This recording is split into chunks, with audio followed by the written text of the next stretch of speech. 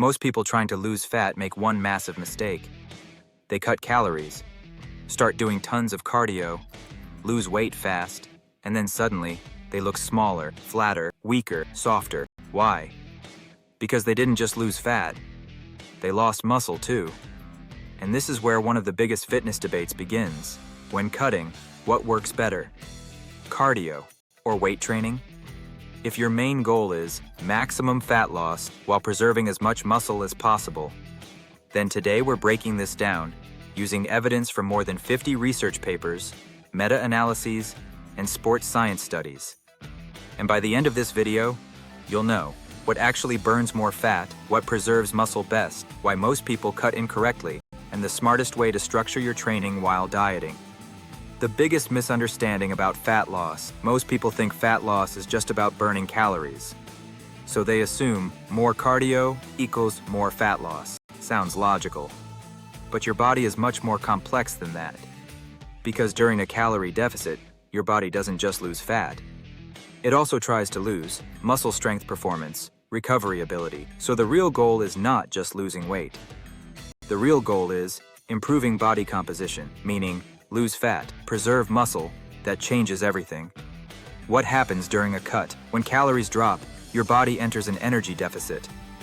This creates several biological changes: lower recovery capacity, increased fatigue, reduced glycogen, hormonal adaptation, higher risk of muscle breakdown. And here's the key: your body does not naturally want to hold muscle during a cut.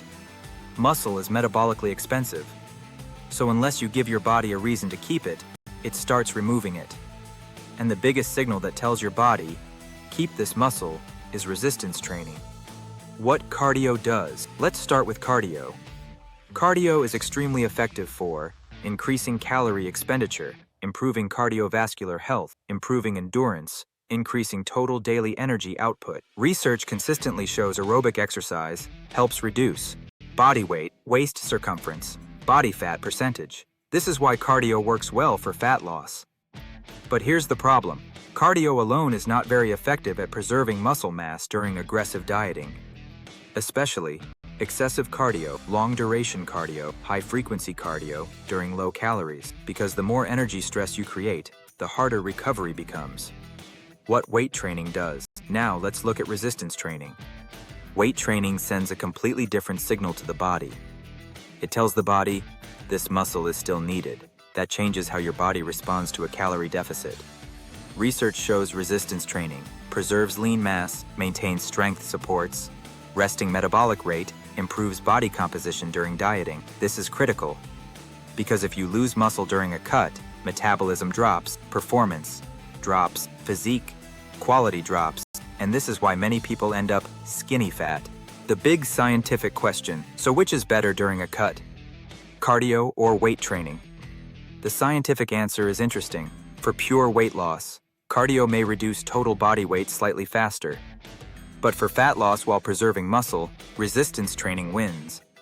Multiple meta-analyses show resistance training preserves fat-free mass significantly better during calorie restriction.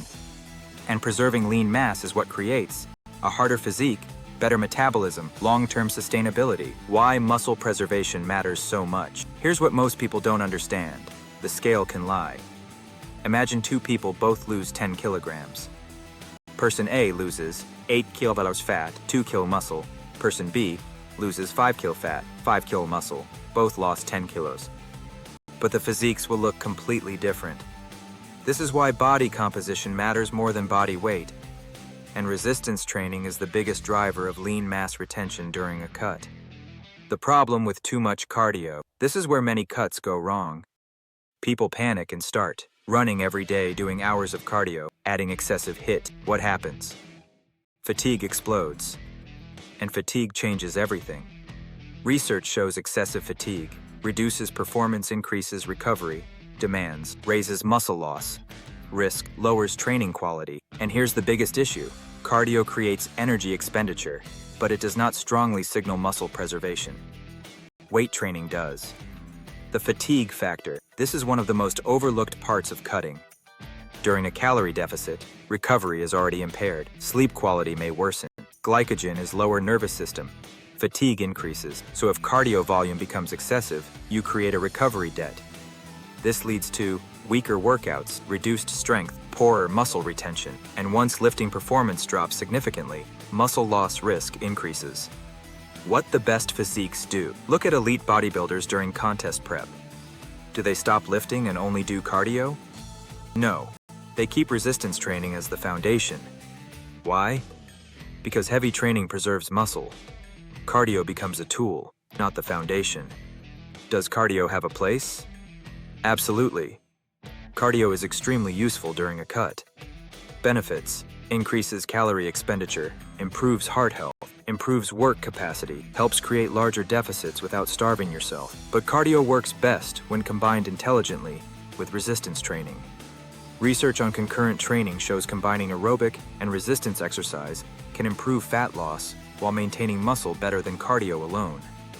The best strategy for most people: for fat loss while preserving muscle, priority 1, resistance training, priority 2, adequate protein intake, priority 3, strategic cardio, not endless cardio. Strategic cardio.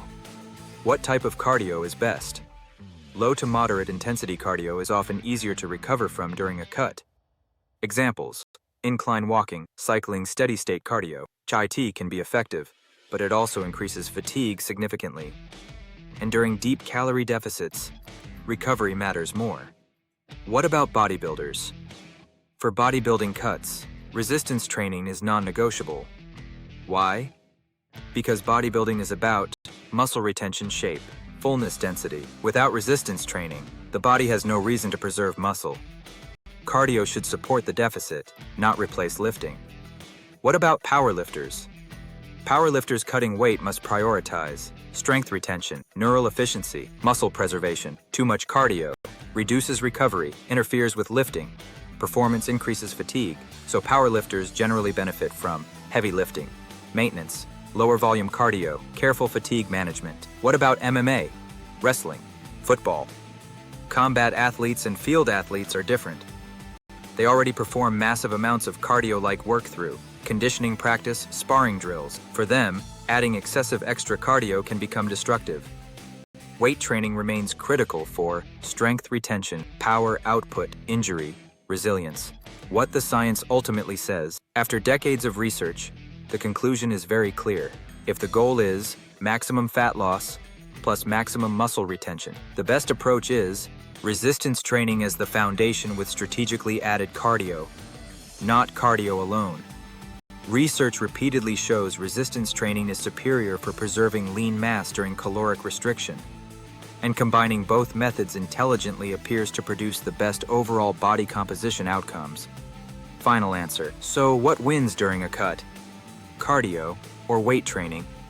For preserving muscle while losing fat, weight training wins. For increasing calorie burn, cardio helps. But the smartest strategy is not choosing one. It's combining both intelligently. Lift to preserve muscle. Use cardio strategically to increase expenditure. Control fatigue. And keep protein high. That's the formula. Final message. The goal of a cut is not becoming smaller. The goal is becoming leaner, while keeping as much muscle as possible. And the people who understand that always end up with the best physiques. If you want more science-based breakdowns like this, where we separate real research from fitness myths, subscribe to the channel. Because most people focus on losing weight, but the smartest athletes focus on improving body composition.